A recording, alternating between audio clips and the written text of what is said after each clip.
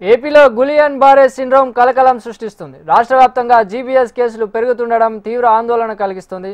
దీంతో ప్రస్తుతం ఈ వ్యాధి చర్చనీయంగా మారింది. జీబీ సిండ్రోమ్ పట్ల అంతగా భయపడాల్సిన అవసరం లేదని కడప రిమ్స్ ఆసుపత్రి సూపరింటెండెంట్ డాక్టర్ ఉమాదేవి చెబుతున్నారు.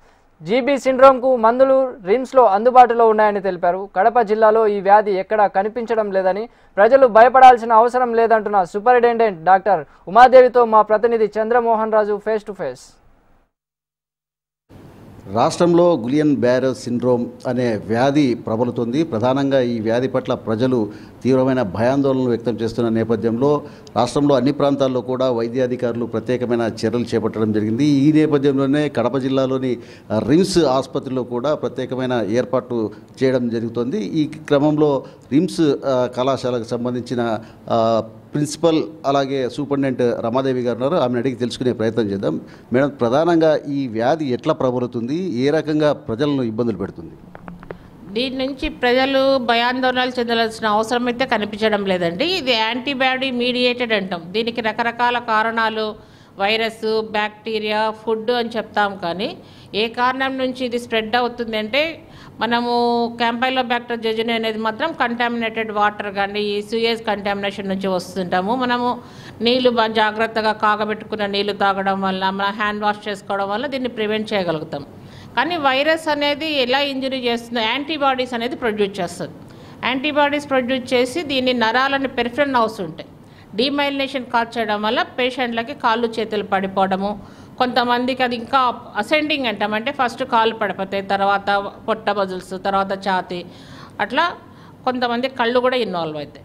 దాంట్లో సీరియస్ ఫామ్ ఏమంటే రెస్పిరేటరీ మజిల్స్ అనమాట. ఈ రెస్పిరేటరీ మజిల్స్ ఇన్వాల్వ్ కావడం వల్ల రెస్పిరేటరీ పెరాలసిస్ వచ్చి చనిపోతారు.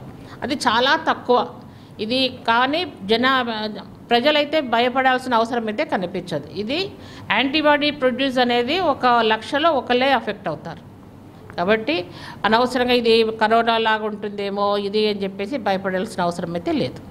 ప్రస్తుతం మనకు ఇక్కడికి వచ్చే రోగుల్లో కానీ గతంలో ఎప్పుడైనా ఇటువంటి సిండ్రోమ్ యొక్క లక్షణాలు కనిపించాయా? వస్తాయండి. మేము పిడియాట్రిక్లో పోయిన సంవత్సరం అంతా అంటే మొత్తము 2024కి 2 కేసులు చూసాము. పిడియాట్రిక్లో చూసాము. దాంట్లో 4 సంవత్సరాల పిల్లోడు రికవర్ అయిపోయాడు. ఇంకొక 8 సంవత్సరాల పిల్లోడు కొంచెం సీరియస్గా ఉన్నాము, మేము తిరుపతికి వెళ్ళిపోతామంటే తిరుపతికి పంపించాము. మెడిసిన్ వార్డులో ఒక అడ్మిషన్ కూడా లేదు. మేము కూడా అలర్ట్గా ఉన్నాము, జాగ్రత్తలు తీసుకుంటున్నాము. ఎవరైనా ఉన్నారంటే ఇమీడియట్గా మాకు ఇన్ఫామ్ చేయమంటున్నాము. దీనికి మన దగ్గర ఇమ్యునోగ్లోబులిన్స్ అని ఇస్తామన్నమాట. ఆ ఇమ్యునోగ్లోబులిన్స్ కూడా అడెక్వేట్గా ఉందా లేదా అని చెప్పేసి మేము అవసరమైతే లోకల్ పర్చేస్ చేయడానికి కూడా మా ప్రయత్నాలు చేస్తున్నాం. ప్రస్తుతము ఇప్పుడు ఈ ఆసుపత్రిలో కానీ అంటే బయట ప్రాంతాల్లో కానీ ఇటువంటి లక్షణాలు ఉన్న వాళ్ళు ఎవరినైనా గుర్తించడం జరిగిందా? ఎవరైనా మీ దగ్గరికి ట్రీట్మెంట్ కోసం ఏమైనా వచ్చారా? లేదండి, రాలేదు.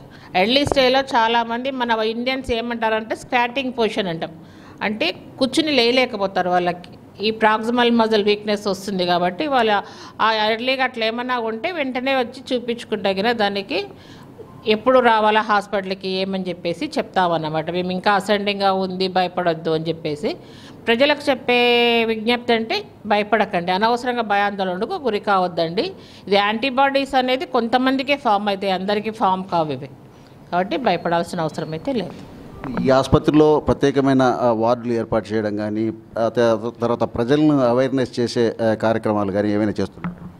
ఇది అంటువ్యాధి కాదు గులియన్ బ్యారే సిండ్రోమ్ అనేది. ఇప్పుడు కోవిడ్ లాగా రెస్పిరేటరీ సిస్టమ్ నుంచి వచ్చినవి దాని నుంచి కాబట్టి దీనికి ఒక ప్రత్యేక వార్డు అనేది అవసరం లేదు.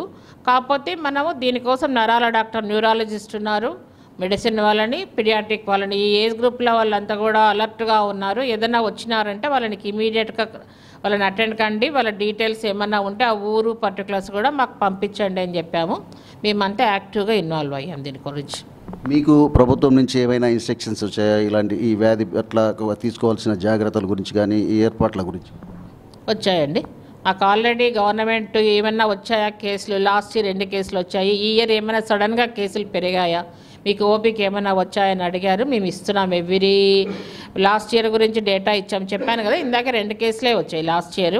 ఆ డేటా పంపించాము. జనవరిలో ఏమైనా సడన్గా పెరిగాయా కేసులు అని అడిగారు. ఏం పెరగలేదు, రాలేదు కూడా మనకు జనవరిలో. ఇప్పుడు కూడా ఓపీకి మేము పంపించాం. మెడిసిన్ డిపార్ట్మెంటు, పీడియాట్రిక్ డిపార్ట్మెంటు ఏమైనా కేసులు ఉన్నాయంటే మాకు ఇమ్మీడియట్గా ఇన్ఫామ్ చేయండి అని చెప్పేసి. ప్రస్తుతానికైతే కడపలో ఎలాంటి రిపోర్ట్స్ రాలేదు. దీనికి సంబంధించి అంటే అవేర్నెస్ కార్యక్రమాలు ఏవైనా చేస్తున్నారు? అవేర్నెస్ కార్యక్రమాలంటే కింద మేము చెప్పేది ప్రజలకి భయపడకండి అని. ఎందుకంటే ఇది అంటువ్యాధి లేదు, ఏమన్నా మనకు రెస్పిరేటరీ సిస్టమ్ గబక్కున దగ్గు పక్షం నుంచి వచ్చేదైతే కాదు. మనం ఈ నరాలకు అనేది చాలా మట్టుకు యాంటీబాడీస్, దాంట్లో కూడా డిఫరెంట్ థియరీస్ చెప్తారు. టాక్సిన్స్ అంటారు, యాంటీబాడీస్ అంటారు, వైరస్ మీడియేటెడ్ ఇమ్యూనలాజికల్ ఇంజరీ అంటారు. కాబట్టి ఈ థియరీలో డిఫరెంట్గా ఉన్నప్పుడు మనకు స్పెసిఫిక్ థెరపీ కూడా లేదు దీనికి. ఇమ్యునోగ్లోబులిన్స్ మంచిగా ట్రై చేస్తాము, బాగా రికవరీ బాగా వస్తుంది అని.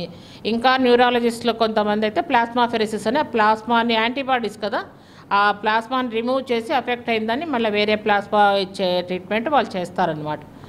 ఏదైనా సీజనల్లో ఈ వ్యాధి వస్తుందా లేకపోతే తరచుగా? సీజనల్ అయితే కాదు, సీజనల్ డిసీజ్ అయితే కాదు. గులియన్ బ్యారో సిండ్రోమ్ అనేది సీజనల్ వ్యాధి కాదు. ప్రధానంగా ఈ వ్యాధి కంటామినేటెడ్ వాటర్ ద్వారా కొన్ని కారణాల వల్ల వస్తుంది. వీటిని నియంత్రించడానికి తాము ప్రత్యేకమైన చర్యలు చేపట్టామని చెప్పేసి సూపరింటెండెంట్ రమాదేవి గారు చెప్తున్నారు. అలాగే ఇదేది భయపడాల్సిన అవసరం లేదు, ఆ భయాన్ని ప్రజలు పోగొట్టుకోవాలనే విషయాన్ని కూడా ఆమె చెప్తున్నారు. ప్రధానంగా ప్రభుత్వం నుంచి తమ ఆసుపత్రి ఆధ్వర్యంలో అన్ని రకాల చైతన్యవంతమైన కార్యక్రమాలను ప్రజలకు వివరించే ప్రయత్నం చేస్తున్నామని కూడా సూపరింటెండెంట్ చెబుతున్నారు. కెమెరామెన్ రవితో చంద్రమోహన్ రాజు, HMTV, కడప జిల్లా నుండి.